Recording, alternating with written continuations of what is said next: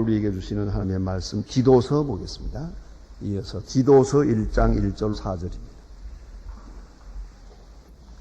디도서 1장 1절 4절입니다.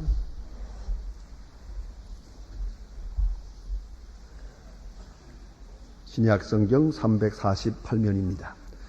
디도서 1장 1절부터 봉독합니다. 지금 다 같이 한 목소리로 읽습니다. 하나님의 종 예수 그리스도의 사도인 바울,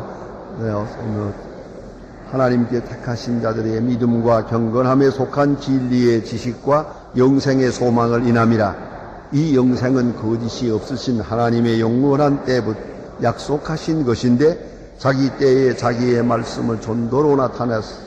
이 전도는 우리 구주 하나님의 명하신 대로 내게 맡기신 것이라. 같은 믿음을 따라 된 나의 참 아들 디모데이, 하나님 우리 아버지와 그리스도 예수 구주를 쫓아 은혜와 평강이 내게 있을지어다. 아멘.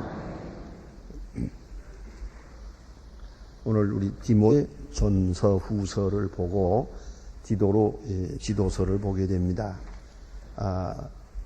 이미 우리 공부한 것처럼 디모데는 사도 바울의 믿음의 아들입니다.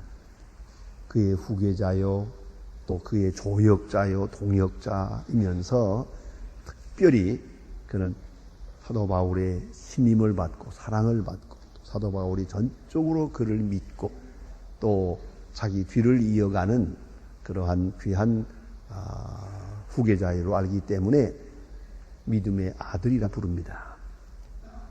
그리고 오늘 본문 4절에서 보면은 나의 참 아들 디도, 여기도 믿음의 아들을 말합니다. 예? 믿음을 따라 된 나의 참 아들 디도. 또 두 번째 아들이 있습니다. 디도라고 하는 아들이인데 디모데와 디도 사이에는 좀 더 중요한 차이가 하나 있습니다. 디모데는 아버지는 헬라 사람이요, 어머니는 히브리 사람입니다. 디도는 아버지, 어머니가 다 이방 사람입니다. 그런 의미에서 디모데는 반은 유대 사람이요, 디도는 전적으로 이방 사람입니다. 그런 가운데서 예수를 믿고 바울을 통해 예수를 믿고 바울의 뜻을 따르고 바울의 전도 사역을 돕고 진실하게 봉사하고 섬겨서 믿음의 아들이라고 부르고 있습니다. 이 두 사람이 다 지금 바울이 세운 교회를 맡아 보고 있는 겁니다. 바울은 파이오니아십이 있어요. 그래서 개척적이에요. 전혀 예수를 모르는 곳에 가서 복음을 전하고 교회를 세우고 어느 정도 기초가 되면은 다음에 이 디모데나 디도나 이 사람을 시켜서 계속 목회하게 하고 또 그것도 오래 하는 게 아니에요. 또 그 안에서 지도자가 나오면 그 지도자에게 맡기고 다시 또 옮겨가고 이렇게 해서 계속 파급해 나가는 교회를 세운다. 옛날에 보면 그런 분들이 계세요. 목사님들 가운데도 한 교회를 맡아서 한 평생 이렇게 오랫동안 목회하는 분도 있고요. 광 목사처럼 말입니다. 전 생전에 두 교회를 보았어요. 인천에서 제1교회라고 하는 인천 지금도 있습니다. 그 교회에서 제가 한 15년 동안 일했고, 그리고 여기 와서 지금 25년 이 두 교회를 섬기게 되는데, 어쨌든 그렇게 그런 목회자적인 목사도 있지만은 개척자적인 목사도 있어요. 제가 아는 목사님은 늘 자랑을 해요. 난 100교회 세웠다, 100교회 세웠다 자랑하는데, 그리고 자기는 한 번도 위임 목사를 해본 일이 없어요. 가서 그저 1년 있다가 교회가 될만하면 딴 사람 주고 또 옮겨가고 또 다른 사람 세우고 또 옮겨가고 이렇게 하면서 일생 동안 100교회 세웠다고 늘 그렇게 자랑 삼아 말씀하는 것을 보았습니다. 그러니까 그 살림도 말이 아니고요. 가족들은 얼마나 고생을 했겠어요. 하지만 그렇게 한 평생 개척을 하고, 개척하는 것을 그렇게 자기에게 맡겨진 사명으로 하고 그렇게 하시는 그런 목사님들, 아주 제가 존경하는 목사님들 몇 분 계십니다. 그런데 사도 바울은 뭐 한 교회에서 최고로 오래 있은 3년 있은 때가 있어요. 에베소에 3년, 고린도에 1년 반. 그게 제일 오래 있어요. 그 외에는 다 그저 몇 주간씩, 며칠씩 이렇게 있으면서 옮겨 다니며 많은 교회를 세웠습니다. 그런 교회 세워놓고 그냥 훌쩍 떠나지는 못하지요. 그래서 디모데나 디도나 이런 후계자를 통해서 그 교회를 계속 요새 말로 말하면 팔로우업 하는 거죠. 계속 돌아보게 했다 그 말이에요. 이런 시중을 들었어요. 두 사람이 다. 이 두 사람은 다 개척자가 아니에요. 바울이 세워놓은 교회에서 목회한 사람들이죠. 이게 목하고 있는데 사도 바울이 지금 이렇게 편지를 쓰는 거예요. 감옥에 있으면서 그 목회하고 있는 믿음의 아들들에게 편지를 씁니다. 목회를 이렇게 하라, 이렇게 하라. 그래서 이 두 편지를 이름 붙여서 우리가 목회 서신이라고 합니다. 이건 개인에게 보낸 편지도 아니고 개인을 위한 편지도 아니에요. 목회자에게 교회를 이렇게 다스리라, 이렇게 가르쳐라, 또 목회자 너 자신은 이런 마음으로 섬겨라. 여러 가지. 지금까지 디모데서에서 본 것처럼 그렇게 말씀하고 있으나 디도서는 짧은 편지입니다만은 어쨌든 이것도 똑같은 목회서이다 하는 점을 좀 생각하면서 보시면 되겠습니다. 그래서 디모데가 믿음의 아들이듯이 또 다른 믿음의 아들 디도에게 지금 편지하고 있습니다.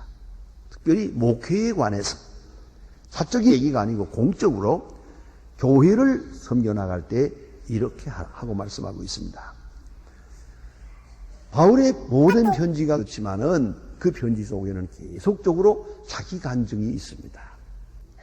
성경을 본 얘기, 책을 본 이야기, 세상 이야기 그런 게 아닙니다. 언제나 나는이라는 이건 1인칭이 언제나 중요하게 생각합니다. 나는 이렇게 믿고 나는 이렇게 합니다.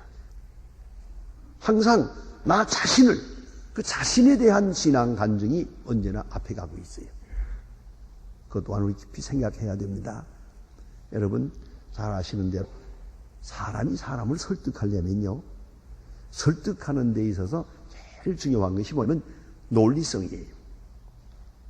그 다음에는 두 번째가 정직해요.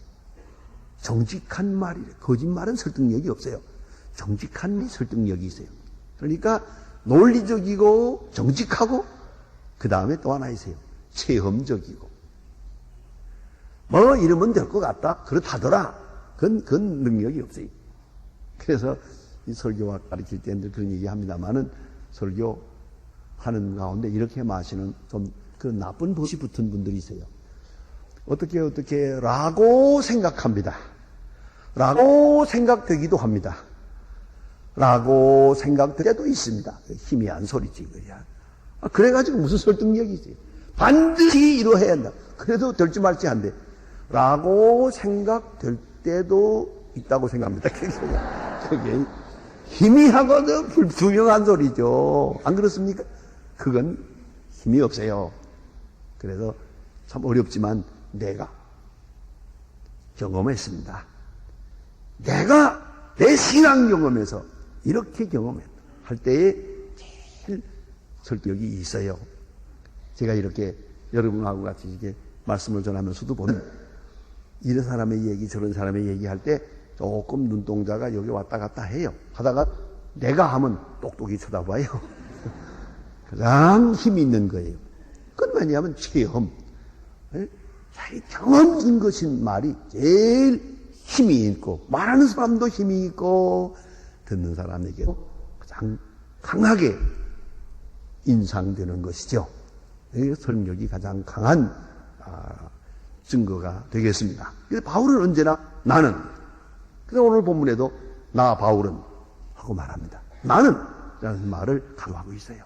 그래서 오늘 본문에 그런 주제가 뭐냐면은 사도권, 사도직에 대해서 말합니다.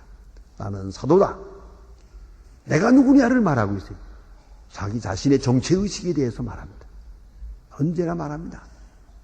자기의 무슨 과거에 공부한 거, 과거에 살한 거, 실패한 거, 성공한 거, 뭐 그런 얘기 하는 게 아니에요. 심지어는 내가 이제 교회를 많이 세운 사람이다. 그 얘기 없어요. 그런 얘기 안, 자기 실적에 대한 얘기도 없어요. 언제나 자기를 말할 때마다 꼭 하는 말 뭐냐면 나는 하나님의 종이다. 오늘 본문에서도 보면 하나님의 종이다. 둘로스 데우, 하나님의 종이다. 그 종에 대한 의식이 있어요. 종이라는 말의 그 개념은 뭡니까? 나는 내 것이 아니라는 거예요. 여러분, 하나님의 일하는 사람은 언제나 내 것이 아니라는 걸 말아야 돼요. 집도 내 집이 아니요, 몸도 내 몸이 아니요, 건강도 내 건강이 아니요, 지식도 내 지식이 아니요. 내 것이 아니라고 하는, 내가 오너가 아니라는 거죠. 내가 소유주가 아니라는 것이 더 강하게 느껴지는 사람이 하나님의 사람이에요. 그걸 잊지 말아야 돼요. 우리는 종종 하나님 앞에 기도해서 하나님으로부터 내가 뭘 얻어내려고 그래요. 그래가지고 내 거 만들려고 그래요. 내 세상을 더 크게 만들려고 그래요. 내 부피를 넓히려는 것이에요. 하나님의 사람은 그런 게 아니에요. 지금 내 거 분명히 있어요. 집도 내 집이고 건강도 내 건강이고 이랬는데 다른 사람과 다른 게 뭐냐면 더 충실한 부름받은 하나님의 일꾼은 내 것이 아무것도 없어요. 다 주의 것이에요. 보다 더 주의 것이라고 하는 생각이 남보다 더 강한 거예요. 내 것이 아무것도 없어요. 그러니까 애착이 없어요. 뭐 굳이 더 모으려고도 않고 더 좋은 집 그거 그런 생각 없어요. 그거 그래 봐야 무슨 소리. 내 거 아니니까. 어차피 내 거 아니. 철저하게 오너십의 소유권을 반납해버립니다. 생명, 시간, 환경, 심지어는 실적, 업적 할 것 없어요. 다 주의 것이죠. 그래서 제 개인으로 느끼는 늘 그렇습니다. 저는 그 신문에 나는 거 좋아하네요. 기자회견하는 거 좋아하네요. 그거 뭐 보고하는 거 좋아하네요. 그 어떤 사람들은 와서 소망교회가 이렇게 부흥됐는데 그 부흥되는 그 비결이 뭡니까? 그거 좀 말해주세요. 나도 아무리 생각해도 모르겠거든요. 그걸 내가 무슨 말을 하는? 그건 내 거 아니니까. 소망교회가 내 교회도 아니고 내가 부흥시킨 것도 아니고 또 솔직히 말하면 제가 목회를 그렇게 열심히 하지 않거든요. 보세요. 여러분 아무리 생각해봐도 죄송하고 미안해요. 제가 제일 어려운 점이 누가 만나면은 저 소망교회 교인이에요. 말하면 괜찮은데 저 소망교회 권사예요. 내가 안 하. 내가 농담 좀 진담으로 하는 말 한마디가 있어요. 자고로 나는 여자 얼굴을 똑바로 안 봅니다. 그래. 어차피 모르니까. 자, 이거 보세요. 어떤 일이 있어도 이거 내 사람, 내 교인, 내 교. 아니에요. 하나님의 종이라는 말은 그런 뜻이에요. 내 것이 아니에요. 또 앞으로도 내가 이렇게 할 수도 없고 저렇게 할 수도 없어요. 하나님의 손에 의해서 그 마음대로 하실 거예요. 하나님 마음대로 하실 거예요. 나는 하나님이 부리시는 대로 일 시키시는 만큼 하다가 갈 거예요. 철저하게 하나님의 종이다. 그 종의 의식이 분명해야 된다는 것이에요. 사도 바울은 그래서 나는 하나님의 종이라는 말을 입버릇처럼 하는 거예요. 예? 나는 없다. 오직 하나님만이 계시다. 그의 능력 안에 내가 있고 그의 사랑 안에 내가 있고 그가 허락하시니 하는 것이고 힘주시니 하는 것이고 하나님이 그만하라 그러면 그만하는 거죠. 그런 철저한 종의 의식을 가졌고 또 하나 있어요. 종이라는 것은 한편 종은 그 이름이 하나님의 종이니만큼 자랑스러운 것이요. 사도 바울의 입장에서는 프라이드. 이 종이라는 것이 프라이드예요.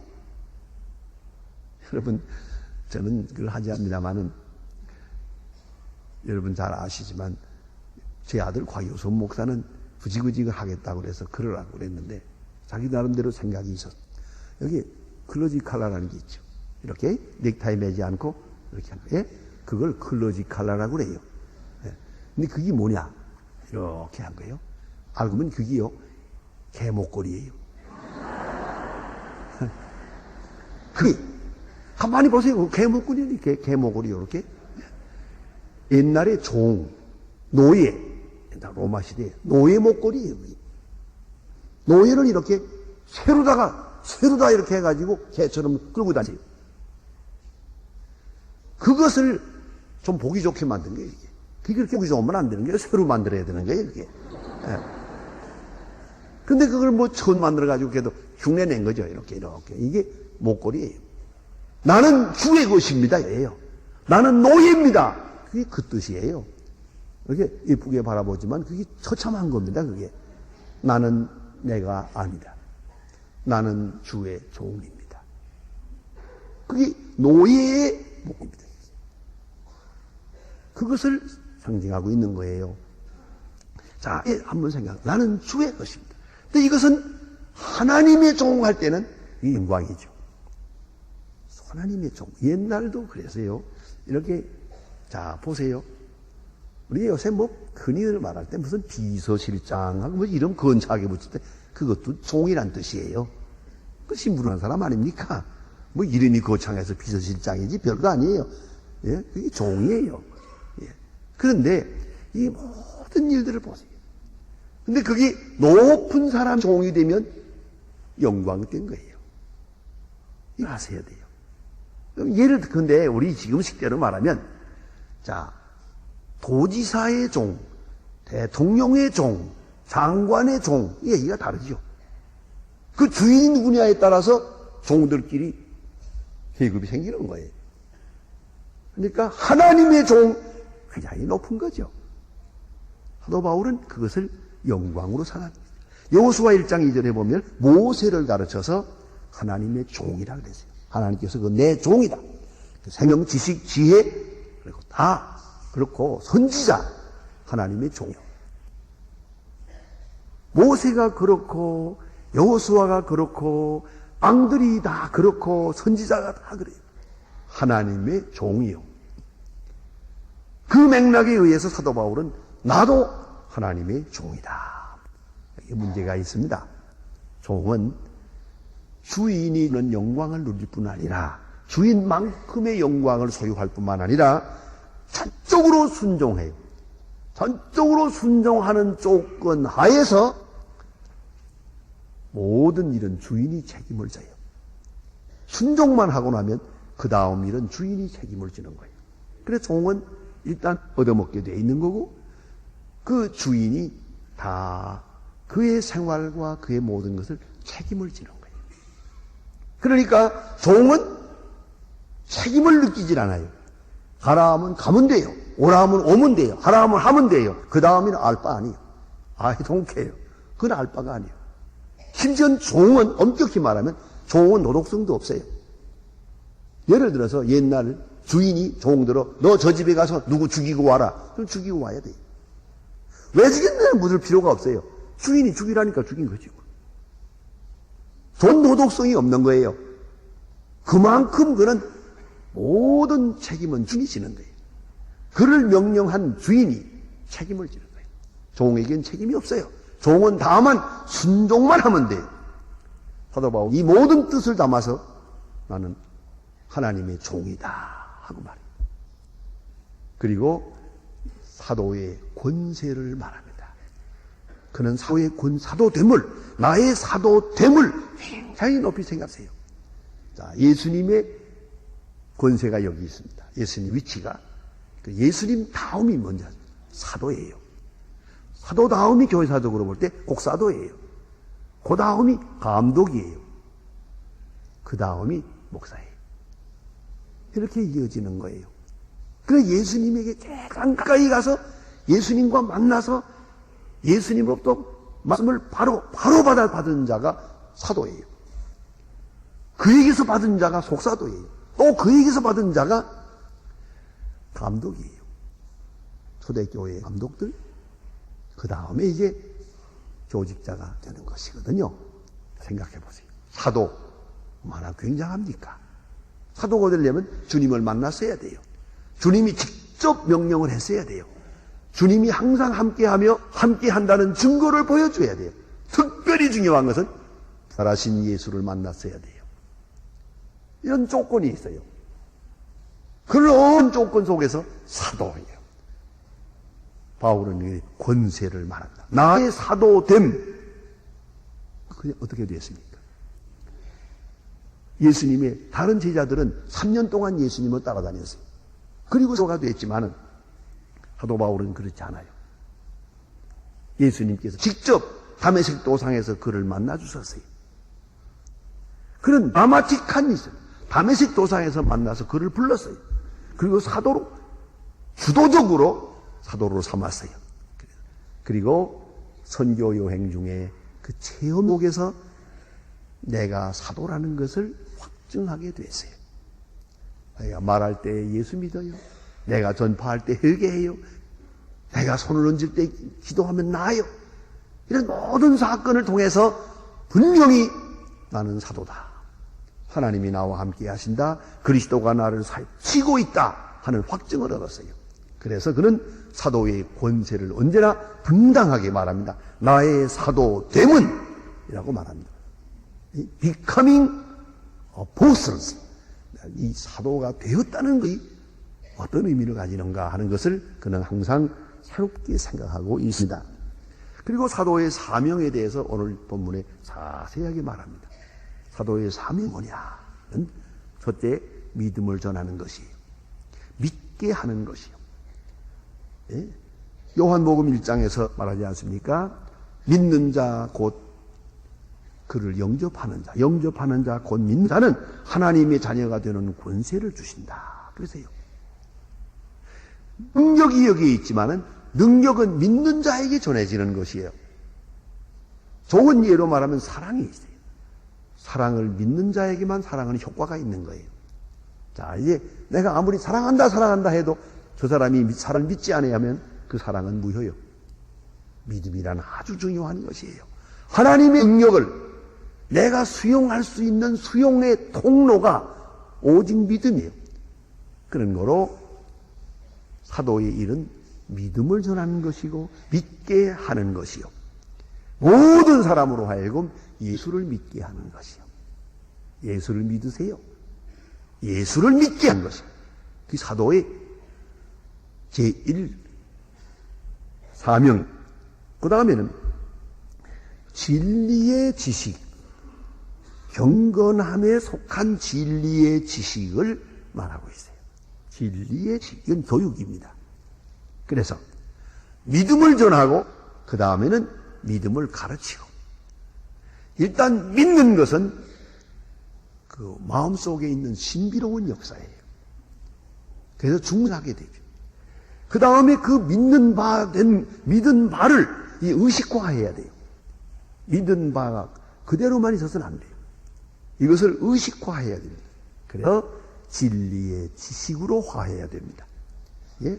그 경건에 속한 진리의 지식으로 그런 교육을 해야 돼요. 그런 신앙교육, 신학교육, 영적 교육, 이 교육이 바로 사도의 사명이에요. 어쩌면 사도 바울이 쓰고 있는 이 로마서서부터 고린도전서, 전후서 이 모든 편지가 교육적이에요. 이 믿는 사람에게 교리를 정리해서 합리적으로, 체계적으로, 성서적으로, 신학적으로 설명하면서 어떤 건 철학적으로 설명해서 그로 하여금 잘 받아 진리의 지식이 되도록, 진리에 속한 지식이 되도록, 이 지식이 돼야 그 다음에 흔들리질 않아요. 그 다음에 그것이 자기 삶의 힘으로 나타나게 되기 때문입니다. 그 다음에는 세 번째 사도가 하는 일이 뭐냐? 그러면 영생의 소망을 주는 것이에요. 영생의 소망. 여러분, 이 점 어려운 점입니다. 여기 지금 낙심하는 사람이 있어요. 이 낙심하고 지금 죽어가는 사람이 있다고 합시다. 이 사람에게 어떻게 하면 소망을 주겠습니까? 물론 믿음을 줘야겠지요. 지식도 줘야겠죠. 성경을 가르쳐 주기도 해야겠죠. 가장 귀중한 소망을 줄 수 있는 길은 소망의 증거를 보여줘야 됩니다. 그래서 고린도 후서 1장에 보면은 우리 믿는 사람들이 고난당하는 것은 고난당하는 중에 받는 위로로서 고난당하는 자를 위로하게 하기 위한 것이다. 그러세요. 여러분, 병들고도 소망이 넘쳐요. 실패하고도 낙심하지 않아요. 핍박을 받아도 거꾸러지지 않아요. 감옥에 들어서 매를 먹고 죽을 지경이 돼도 찬송을 불러요. 바울이 그랬어요. 사도들은 그랬어요. 그들의 이러한 부활신앙적 증거를 가지고 시험을 넉넉하게 극복해 나갈 때 상대방에게 소망을 줄 수 있는 거예요. 그걸 잊지 말아야 돼요. 가령 여기 전만하지만 다리 하나 부러진 사람이 있다고 합시다. 이 사람을 놓고 누가 가서 위로를 합니다. 그저 뭐 다리야 언제든지 부러질 수 있는 건데 뭐 그저 부러졌으니 그 범사에 감사합시다. 그런다고 되나요? 아, 그거 뭐 세상 그저 인생 무상 뭐 그런 건데 뭐 그냥 그 참읍시다. 절대 안 돼요. 아무도 그에게 소망을 줄 수가 없어요. 중요한 것은 바로 그 옆에 다리 둘 부러진 사람이 예수 믿는 사람이에요. 이 사람은 기쁘고 찬송을 불러요. 왜요? 목이 안 부러졌으니까. 이 사람은 주를 믿으니까 한나라를 바라보며 찬송을 불러요. 감사합니다. 그 다리 둘 부러지고 하나님께 감사하고 있는 바로 그 사람을 볼 때 다리 하나 부러진 사람이 소망을 갖게 되는 것이에요. 그래 우리 믿는 사람들이 많은 어려움을 당합니다만은 그 당하는 데는 이런 중요한 의미가 있어요. 고난 중에 받는 위로로서 고난당하는 자를 위로하게 하기 위한 것이. 사도는 그래서 많은 어려움을 당했어요. 그 고난을 넉넉하게 이기는 거예요. 그러므로 소망을 주는 거예요. 모든 사람에게 소망을 주는 거예요. 이 사도의 책임이요. 다른 말로 말하면 부활의 증인이죠. 그러므로 영생을 보여주는 거죠. 사도의 책임이요. 로마 통치하에 기독교회가 핍박을 받을 때 어떤 예수 믿는 사람 하나가 끌려와서 사형 선고를 받았어요. 이제 며칠 후에 사형 집행을 하게 되어 있습니다. 그런 기간에 그 예쁜 딸이 매일같이 찾아와요. 그 감옥에 찾아오는데 감옥에서 그를 만나지 못하게 해요. 아버지를 못 만나요. 왔다가 한참 앉아서 울다가 그냥 가요. 또 왔다가 또 가요. 그렇게 한 달이나 하는 것을 보고 간수가 너무 감동이 돼서 법을 어기고 그렇게 하면 안 되는 줄 알면서도 몰래 문을 열고 밤에 오라고 그래가지고 아버지를 만나게 해줬어요. 아버지와 딸이 마지막으로 만난 거예요. 이제 만나고 해건 끝이에요. 그러나 둘이 만나라고 그랬어요. 그 다음에 딸은 갔어요. 간 다음에 그 다음날 아침에 보니까 아버지는 여전히 명랑해요. 명랑하게 환한 얼굴로 아니 그럴 수가 있을까? 선생님 이제 딸을 마지막으로 보았는데 슬프지 않습니까? 아니요. 왜요? 또 만날 텐데요. 어디서? 천당에서요. 우리 딸도 예수를 믿습니다. 잘 믿습니다.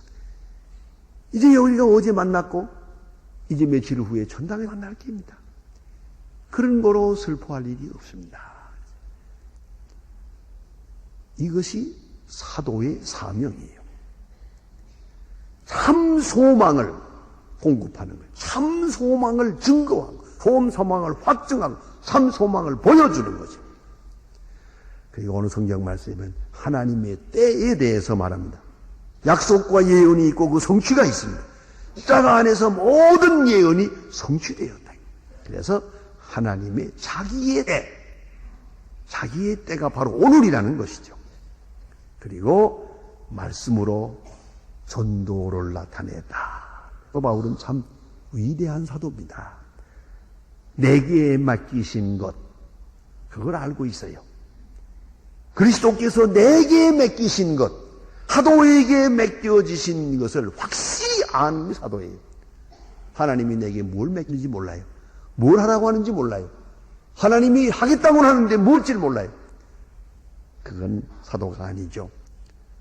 구체적으로 사명을 알고 있습니다. 그래서 그런 말합니다. 전도, 그 전도가 내게 맡겨준 일이에요. 예? 그래서 이 전도는 우리 구주 하나님의 명대로 내게 맡기신 것이라. 전도가 내게 맡겨준 일이다. 한 사람을 구원하기 위해서는 말씀의 역사, 성령의 역사, 전도자의 역사, 세 가지가 있어야 돼요. 그런데 바울은 생각합니다. 나라는 사람을 통해서 전도로 역사하고 있다는 거죠. 고린도전서 1장 21절에 보면 전도에 미련한 것으로 믿는 자들을 구원하시기를 하나님이 기뻐하신다 그랬어요. 전도에 미련한 것. 이 무슨 말입니까? 철학적 방법이 아니고 변증적 방법도 아니고 미사여구도 아니에요. 전도에 미련한 것. 예수 믿으세요.